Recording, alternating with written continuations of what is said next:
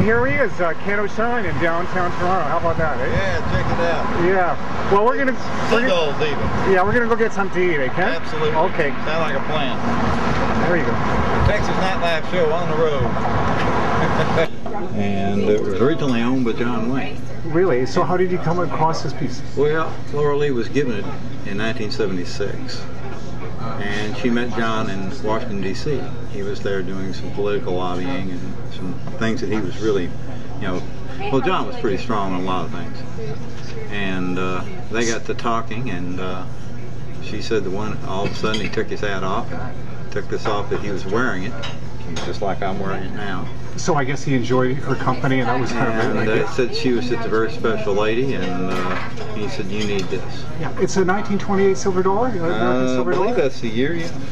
And, yeah, 28. 28. Yeah. Nothing real significant about it. I checked it out, and it's worth probably on the collector's market about just the coin about $60. I mean, nothing special. I know you said that particular coin has been in some John Wayne movies. Yeah, I believe he had it in a couple of different films, okay. And we're not totally sure which ones, but they were in the mid to late '60s. Oh, okay. So that could be anything from,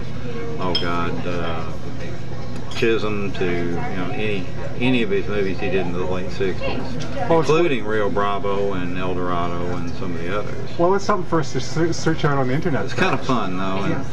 But yeah, our good friend Big Chief Sam Cloud, he'd love to have this coin. He's a good friend of ours, and but he's a wonderful man. And he was in a couple of John's movies, including things like The Undefeated and a couple of others. Let's talk a little bit about Texas nightlife. You're doing some gospel now, which I was quite surprised about. Jerry Mack talked me into doing a gospel project, and I started working on this before I came up here. And we've already got Softly and Tenderly and In the Garden, and he just asked me to do, which I just recorded, 3 Wooden Crosses that Randy Travis did. And that's one of Jerry's favorite songs. We're working on a couple others. We're going to work on, just recently I did Long Black Train, and we're going to do Me and God, another one by Josh Turner. Any reason for going gospel? I think it's just, I was due. Okay. I have a lot of people have asked me why I didn't have any gospel music, and then I wrote He Sent Me an Angel, which was a crossover. In fact, PAX TV down in Nashville is interested in the song.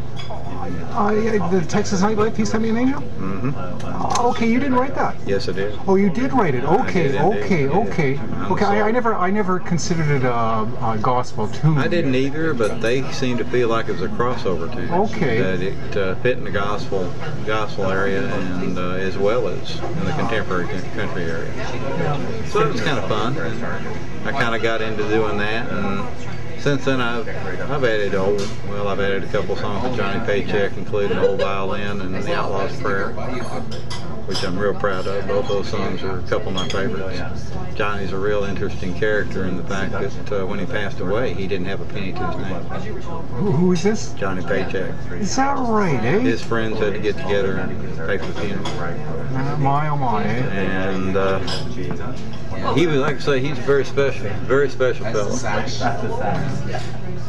Maybe that's what I'll do. So I don't know. I just kind of got into doing this, and I enjoy singing the songs. And I feel them. Well, as since you are, I always considered you a country artist, and really that's part of the gig. I think most country artists do gospel. Oh yeah.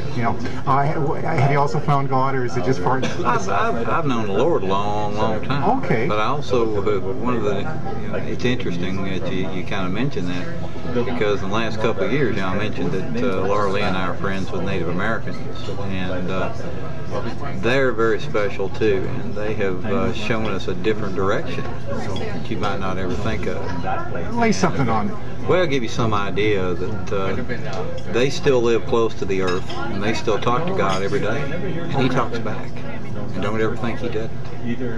I mean, it's that special a relationship, and they've been that way with God for a long time. But see, they don't call God God.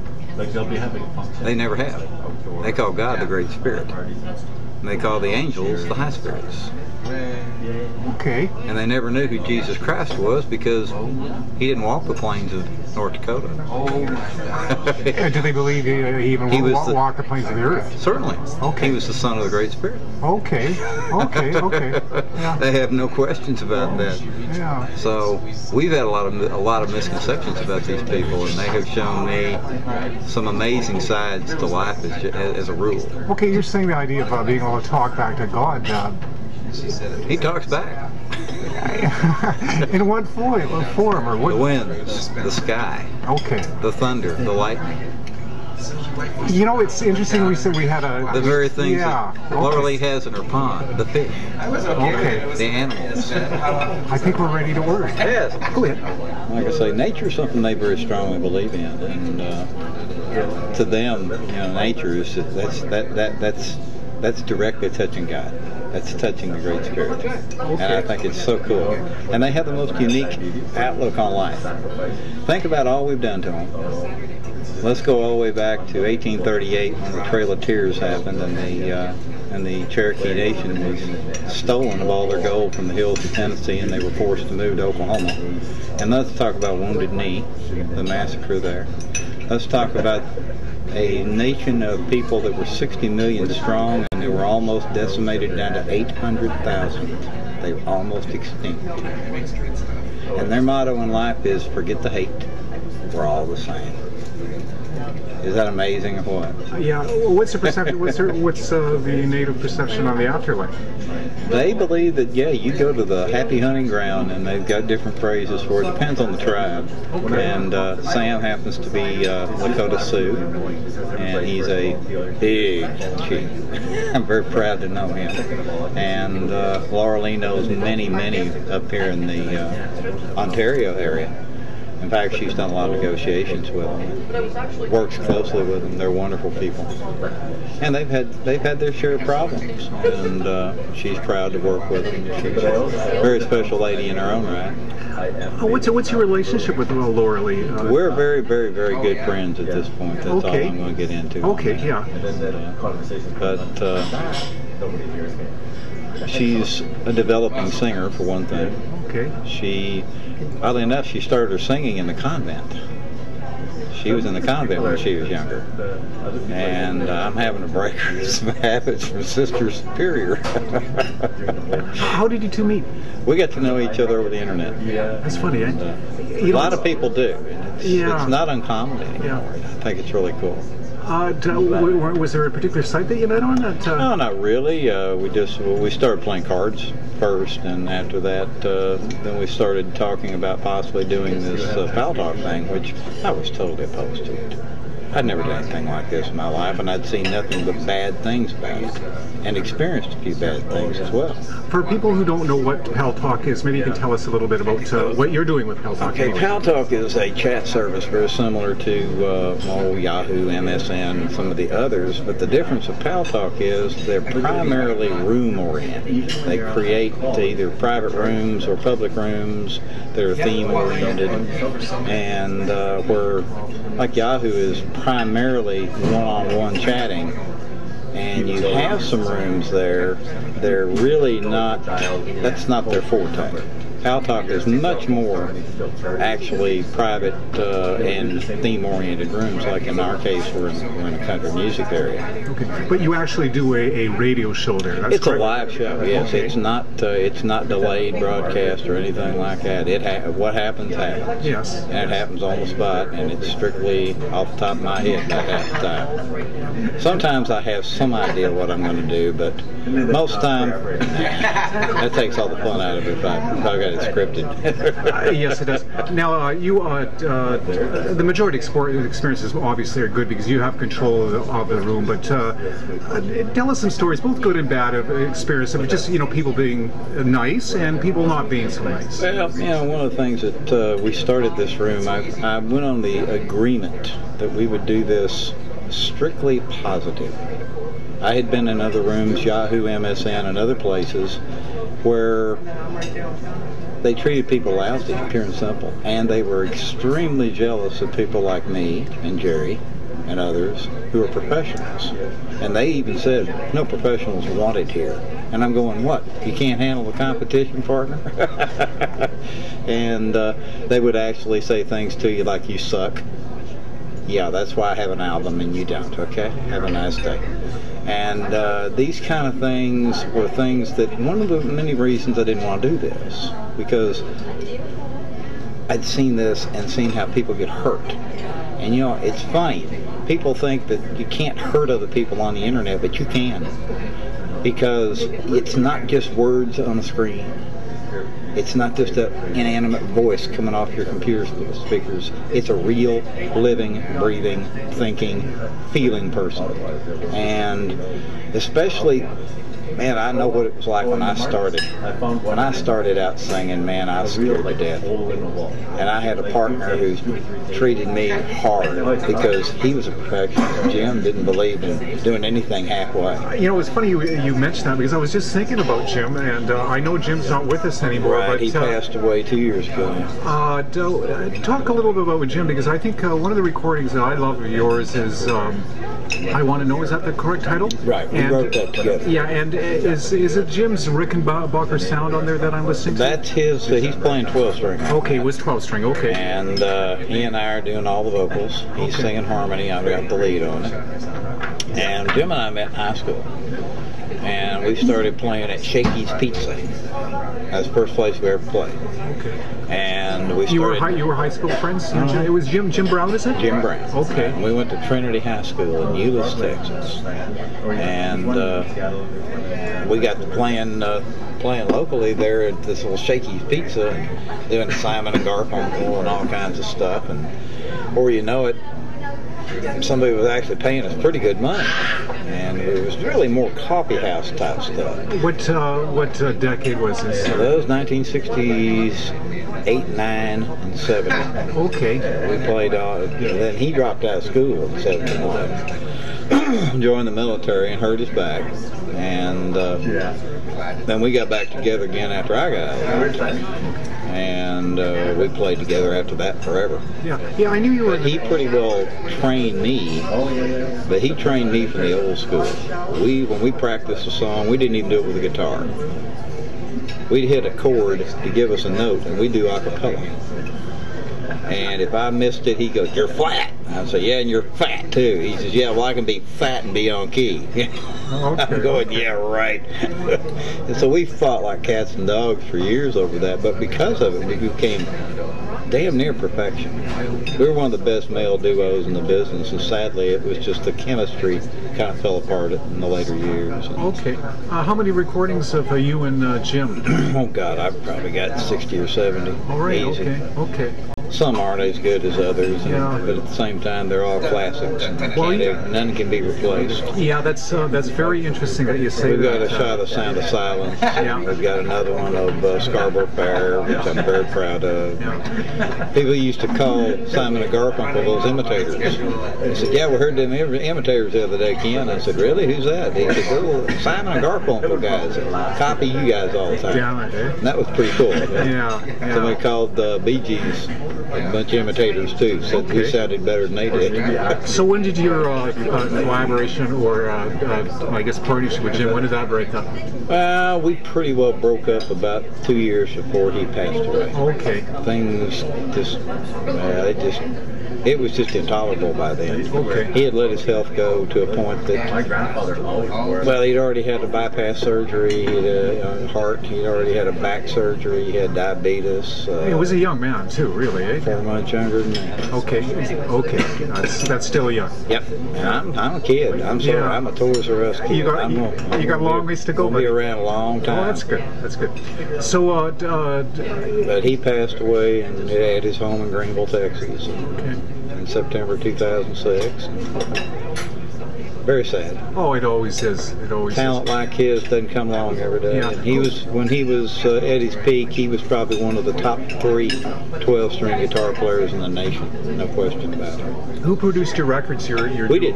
Okay. We did it all ourselves. Okay. What kind of format were you? What kind of machines were you using at the time? Oh, everything we've been using has been digital.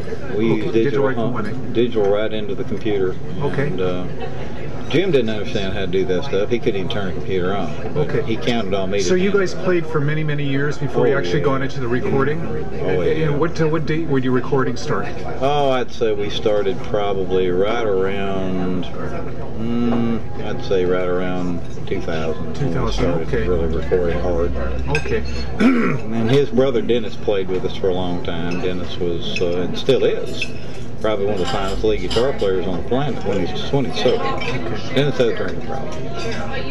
He played with Thin Lizzy. He played with Nick Singer. And he got fired from both bands because he was too far out for them. What does that tell you? But Paul was he's something when he's on. So after your breakup with Jim, that's when. So was Texas Nightlife? It was our band. It was your band, right? And I simply kept the name because I owned it. Okay. I had bought the domain, and I still own TexasNightlife.net. And basically, we started out as Nightlife, and then we added Texas to it because there was already another band called Nightlife competing with us. So we decided we'd just go big time and call ourselves Texas Nightlife. And as far as I know, there's not another band like it. There's some clubs called that. There's actually a club in Maryland called the Texas Nightlife Club. There's also one apparently down in Austin called Texas Nightlife. No good life, but it's our life. That's it. Yeah. Willie never lied. Yeah. So it's been since the passing of Jim that you've been doing all your own solo recordings? Yeah, I've pretty much gone my own direction. Yeah. And now, do you still got Songcast Rico producing your records? Well, Rick, he's involved in it. Okay. Here lately, I've been doing all the production myself. Okay. Mainly because he's been busy with the site and some other projects he's working on, and now I don't have time to wait on things like that either any more than he has time to wait on me. So when I'm ready to record, I record. Yeah, that's what I know. That's the thing. Yeah, maybe you can talk a little bit.